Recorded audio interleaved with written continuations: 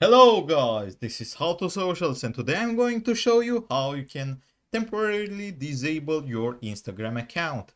So in order to do this, you have to keep in mind that you won't be able to do it on your mobile phone and that you have to do it on your computers or laptop.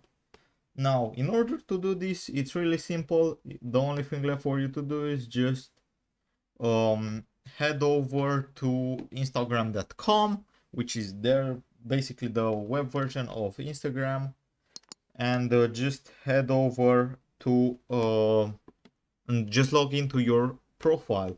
Once you've done that and you're logged in and on the main screen like I'm right here, what you need to do is just click on your profile icon, which should be around here, and this should open up this menu. Now here we're going to select the third option, which is settings.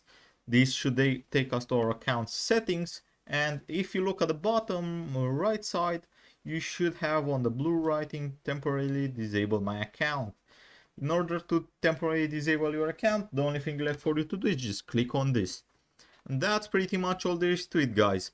I hope you found this tutorial helpful. I hope you enjoyed it. Don't forget to subscribe to the channel and see you in the next one.